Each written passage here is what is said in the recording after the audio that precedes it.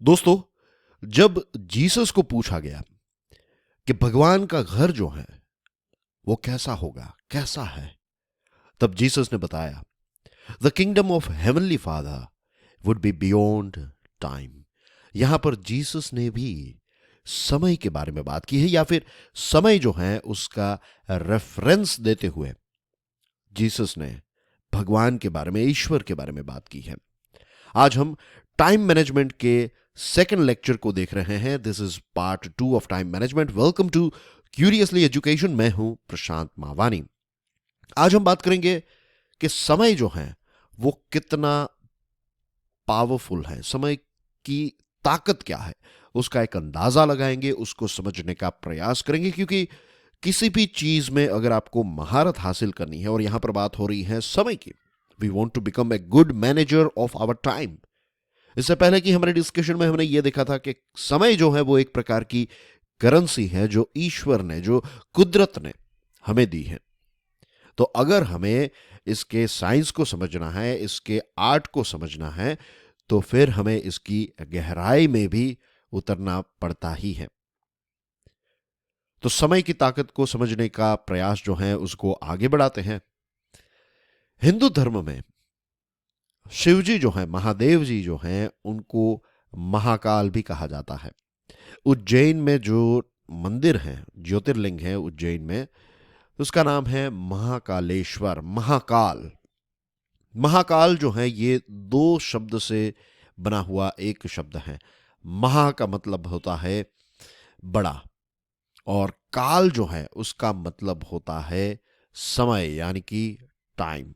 यानी कि जब भगवान शिव जी की बात हो रही है तो यहां पर भी एक समय का रेफरेंस जो है वो लिया गया है कि एक ऐसे भगवान जो समय से भी बड़े हैं, राइट, समय से भी बड़े भगवान जिनका नाम है Mahakal. So this is the thing about time. Jesus ने भी समय के बारे में बात की। हिंदू धर्म में भगवान शिव जी की जब बात होती है तो महाकाल शब्द का इस्तेमाल होता है। अगर आप सिखिज्म को देखेंगे तो जो गुरु मंत्र गुरु नानक देव जी ने दिया है, तो उसमें एक शब्द है जिसका नाम है अकाल। अकाल का मतलब होता है, यहां पर भगवान की बात ही कही है गुरु नानक देव जी ने। अकाल का मतलब होता है ईश्वरी शक्ति के बारे में उन्होंने ये बताया है कि अकाल यानी कि जो समय से परे हैं, बियॉन्ड टाइम जिसको हम कहते हैं अंग्रेजी में, बियॉन्ड टाइम।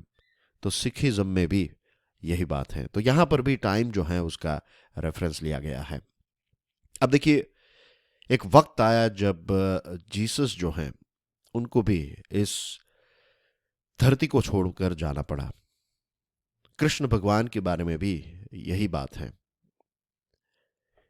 प्रोफेट मोहम्मद जो हैं, एक समय आया जब उनको भी इस दुनिया से जाना पड़ा। उनका जो एक शरीर है, उनकी जो बातें हैं वो आज भी, ये आप जीसस हैं, मोहम्मद साहब हैं, श्री कृष्ण हैं, भगवान बुद्ध हैं, महावीर जी हैं, राइट, गुरु नानक देव जी हैं, आप सभी को देख लीजिए, इतने महान लोग जो हैं, तो उनको भी एक बार इस पृथ्वी से जाना पड़ा। समय जो है उनका यहां पर भी खत्म हो गया इस पृथ्वी पर। मैं ये रेफरेंस इसलिए दे रहा हूं क्योंकि काल यानी कि समय जो है उससे कोई नहीं बचता। जो भी जन्म लेता है उसका एक लिमिटेड टाइम होता है, और वो समय, वो करेंसी जब खत्म हो जाती है तब हमें इस दुनिया को अलविदा कहना ही पड़ता है। अगर हम न कहना भी चाहें तो भी समय खत्म हो गया, यानी कि हमारे लिए वो गेम जो है वो खत्म हो गई। इसका मतलब यह है कि टाइम ओवर पावर्स ऑल। हम इंसान जो हैं समय के आगे कुछ नहीं है, और इसीलिए हमें समय के हिसाब से अपने आप को मोल्ड करना चाहिए, अपने आप को समय के हिसाब से ढालना पड़ेगा। तभी जाकर हम समय का सदउपयोग कर पाएंगे। मैं ये नहीं कह रहा हूं कि समय को हम जीत ले, हम महाकाल बन जाएं, हम अकाल बन जाएं। I am not talking about those things. I am talking about practical things. वो स्पिरिचुअल चीजें हैं।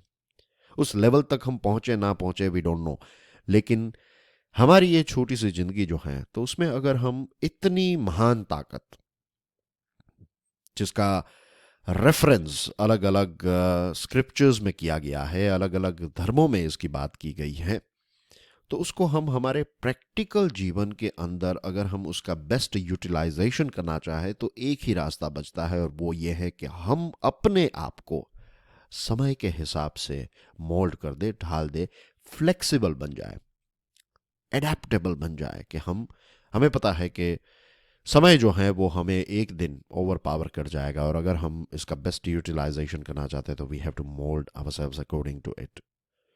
क्या आपने कभी ये सोचा है कि हमारे जीवन का एक एक सेगमेंट जो है उसमें समय है? आपको मैं ये चैलेंज देता हूं, मैं चाहता हूं कि आप इस एक्सपेरिमेंट को करें। आप अपना वाइल्डेस्ट इमेजिनेशन कीजिए, राइट? जो भी आप सपना सोच सकते हैं, जो भी वो सोचिए, जो भी विचार आप कर सकते हैं वो कीजिए, उसकी कोई लिमिट्स मत रखिए। आप सोचिए कि आप ईश्वर के साथ बैठे हैं, आप सोचिए कि आप इस ब्रह्मांड के सबसे ताकतवर व्यक्ति बन गए या फिर सबसे ताकतवर शक्ति बन गए। क्या आप समय के बिना उस चीज को सोच सकते हैं? या तो वहां पर रात होगी या तो वहां पर दिन होगा, या तो आप यंग होगे या तो फिर आप बुजुर्ग हो जाएंगे, या फिर अभी आपका जन्म हो। आप किसी भी चीज को सोच लीजिए, यू विल ऑलवेज फाइंड कि बैकग्राउंड में, अगर आप बारीकी से देखें तो बैकग्राउंड में समय जो है, टाइम जो है, वो हमेशा रहेगा। तो हमारी इमेजिनेशन जो है, उसकी बाउंड्री जो है वो भी समय के अंदर ही है। समय के बाहर हम कुछ सोच ही नहीं सकते। उसके बाहर क्या है, उसके बारे में बहुत सारे लोगों ने जानने की कोशिश की, लेकिन पता नहीं है कि समय की बाउंड्री जो है, समय का सर्कल जो है, उसके बाहर क्या है, वी डोंट नो येट।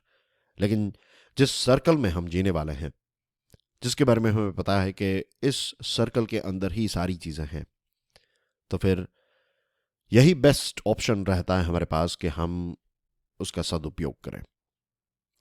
रही बात सदुपयोग करने की, तो मुझे स्वामी विवेकानंद जी की 3 किताबें हैं।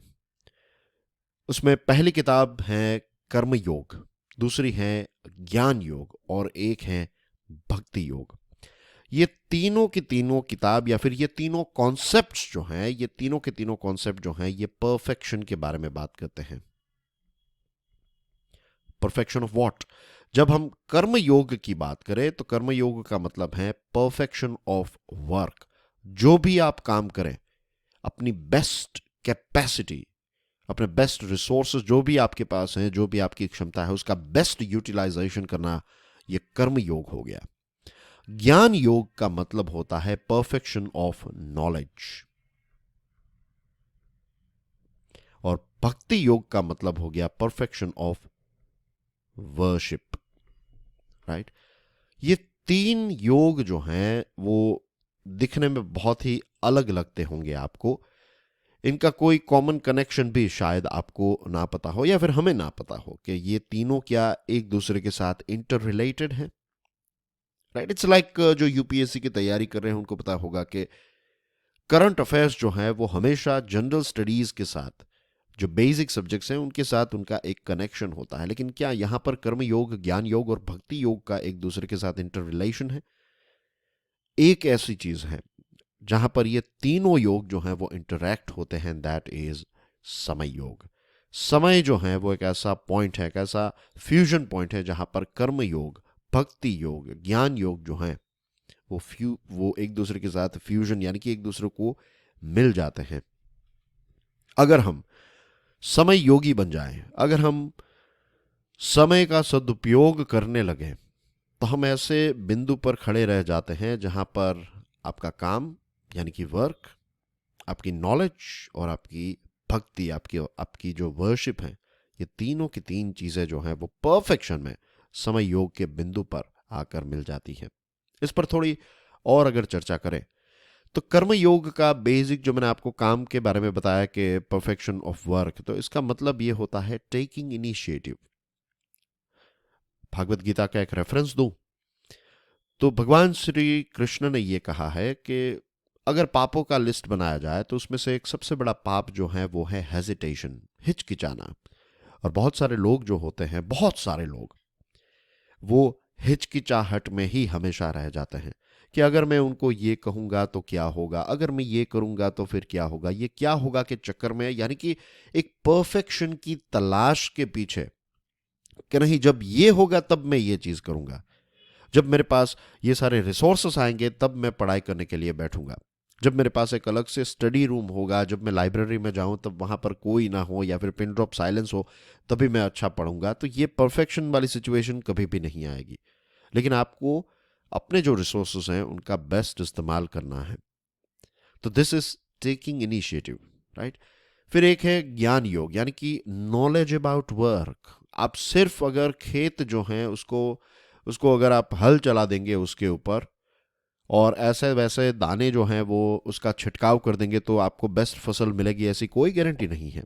It's goes with your studies as well, कि आपने कुछ किताबें ऐसे रैंडमली उठा ली और फिर पढ़ाई करना स्टार्ट कर दिया तो उससे कोई आपको रिजल्ट मिलेगा, या फिर आप यूपीएससी की तैयारी कर रहे हैं तो आपको उस हिसाब से चीज़ों को पढ़ना पड़ेगा। आप ऐसे वैसे कुछ भी पढ़ लेंगे और सोचेंगे कि नहीं अब मैं एग्जामिनेशन के लिए तैयार हो गया हूं, तो दैट विल नॉट वर्क।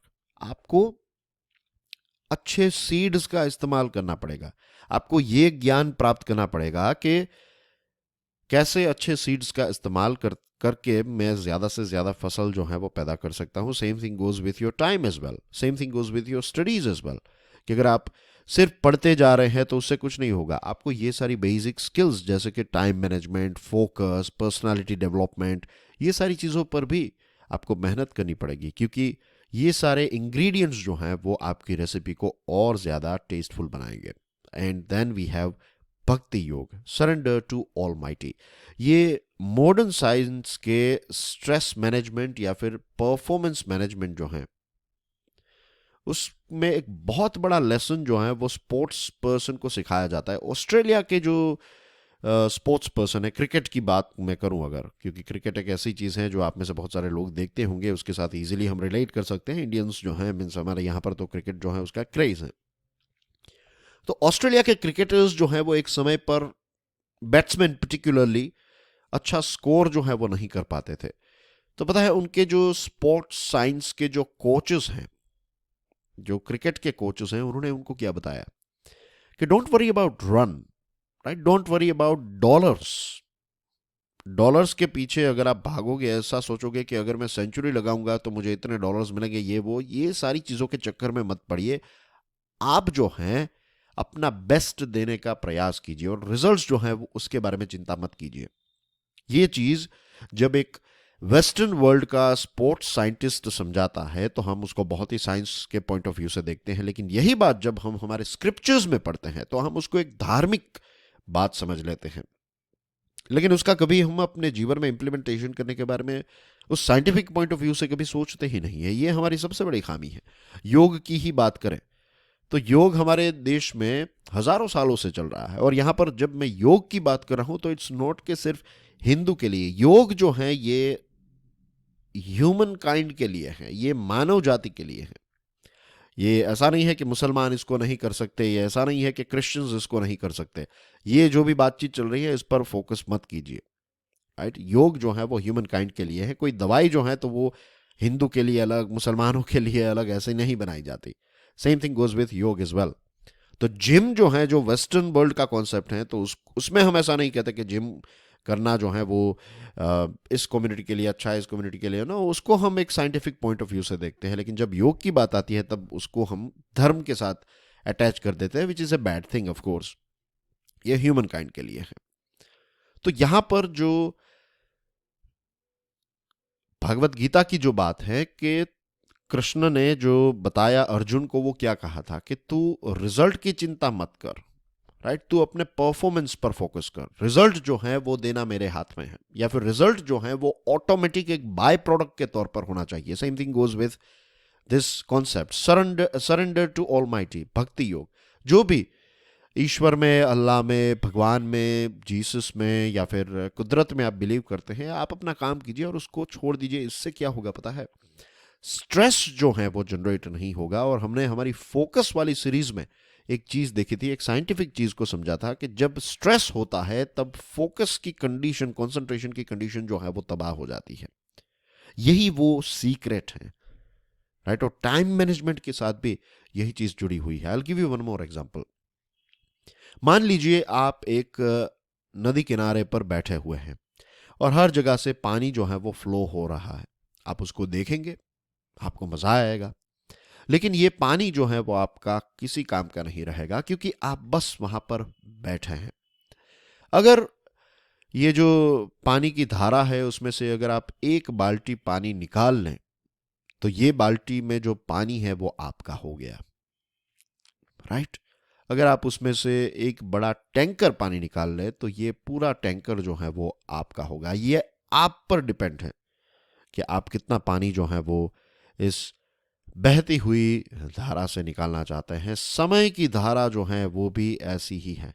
आप ऐसे ही बैठे रहेंगे तो समय जो है वो अपना काम करता रहेगा, वो आगे बढ़ता जाएगा। जो एक कहावत है ना कि time and time and tide wait for none, right, ऐसा कुछ है। यानी कि कहने का मतलब है कि समय जो है वो किसी की राह नहीं देखता है।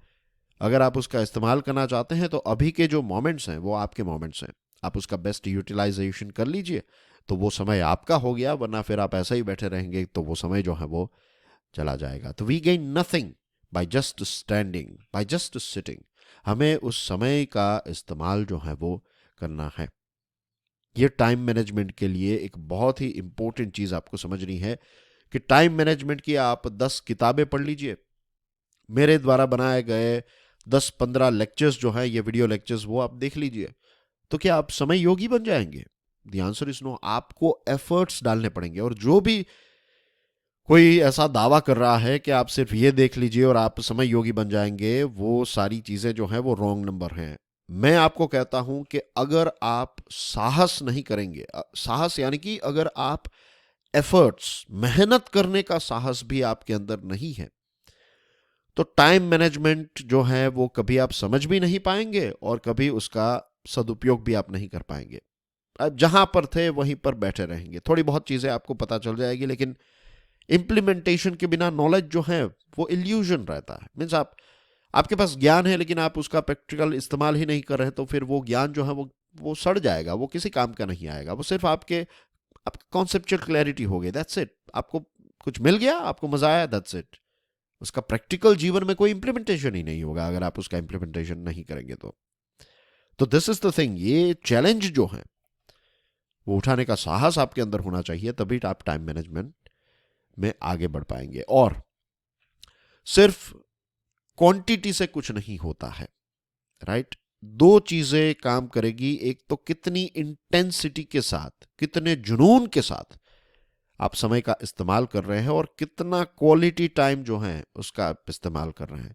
आप 3 घंटे किताब लेकर बैठे हैं, उसका कोई मतलब नहीं है। मैं कहूंगा कि अगर आप 10 मिनट भी, 10 मिनट्स आप पूरी इंटेंसिटी के साथ अगर किताब को पढ़ रहे हैं या फिर जो भी है लेक्चर देख रहे हैं, अगर 10 मिनट्स आप अच्छी तरीके से देख रहे हैं, इंटेंसिटी और क्वालिटी से ही डिफरेंस जो है वो क्रिएट होगा। और यहां पर मैं एक और चीज कहना चाहूंगा कुछ एग्जाम्पल्स के माध्यम से कि बड़े बड़े लोग जो है, महान लोग जो है ना, जो इससे पहले मैंने बताया था ना, क्रिकेटर का एग्जाम्पल दिया था कि सिर्फ छक्के और चौके की राह देखेंगे तो कभी रन नहीं होंगे, आपको सिंगल सिंगल रन भी लेने पड़ेंगे। तो यहां पर आपकी स्क्रीन पर जो तस्वीर है यह है Thomas Alva Edison. Thomas Alva Edison की सिचुएशन ऐसी थी, जब वो छोटे बच्चे थे तब उनको न्यूज़पेपर्स बेचने पड़ते थे ट्रेन में। और फिर उन्होंने क्या किया, बहुत ही स्मार्ट तरीके से, क्योंकि न्यूज़पेपर बेचने की परमिशन उनको मिल गई तो उनको एक पास भी मिल गया कि वो ट्रेन में ट्रैवल कर सकते हैं, राइट। और फिर वो क्या करते थे कि जो एक स्टेशन से दूसरे स्टेशन के बीच का जो गैप था, यहाँ पर स्टेशन पर वो न्यूज़पेपर बेचे, जितने बिके उतने उनकी जेब में पैसे आए, नहीं बिके तो फिर वो दूसरे स्टेशन में ट्रेन में बैठकर जाते थे। तो जो ट्रेन का ट्रैवलिंग टाइम का जो जो ये समय था स्टेशन ए से स्टेशन बी तक पहुंचने में, लेट्स से 10 मिनट 15 मिनट हो गई, तो वो सिर्फ ऐसे बैठकर खिड़की के बाहर देखते नहीं रहते थे, वो साइंटिफिक एक्सपेरिमेंट करने लगे। उनके पास जो भी समय था 10 मिनट 15 मिनट का, ऐसा वो इस्तेमाल छोटे छोटे समय, जो भी छोटे छोटे चंक्स उनको मिले, तो उनका उन्होंने सदुपयोग किया और बन गए थॉमस अल्वा एडिशन। आपकी स्क्रीन पर ये दोनों लोगों को आप जानते होंगे, जो मेरे रेगुलर स्टूडेंट्स हैं, जो क्यूरियसली एजुकेशन को एक लंबे समय से फॉलो कर रहे हैं, तो उनको पता होगा कि ये हैं राइट ब्रदर्स।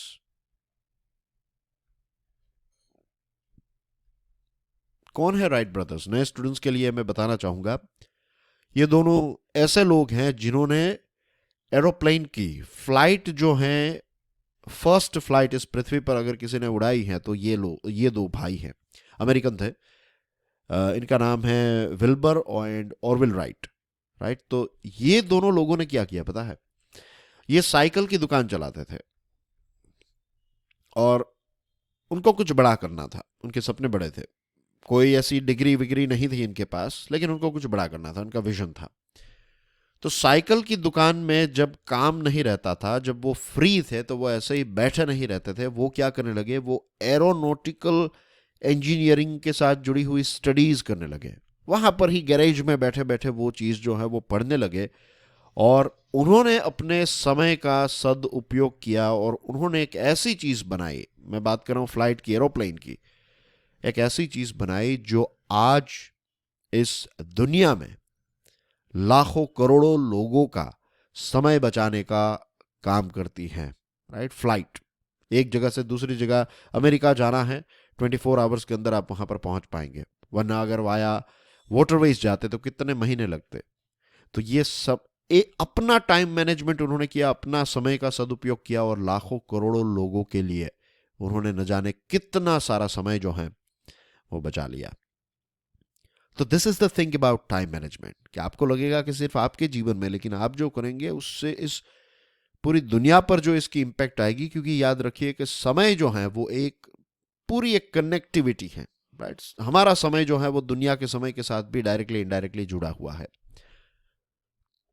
तो जो आज के डिस्कशन की हमने शुरुआत की, तो आई होप कुछ एग्जांपल्स और कुछ आज की हमारी डिस्कशन से आपको पता चल गया होगा about the power of time, के समय जो है वो कितना ताकतवर है, और जो भी समय का सदुपयोग करते हैं तो उनका जीवन जो है वो हमेशा हमेशा के लिए बदल जाता है। So that's everything in today's discussion dear friends. आज की इस डिस्कशन के साथ जुड़े हुए कोई भी क्वेश्चन, क्वेरीज, डाउट्स हैं तो आप मुझे इस ईमेल एड्रेस पर ईमेल कर सकते हैं। We proudly support mission life and you too can support Mission Life. Thank you very much for your love and support. God bless you all. Jai Hind.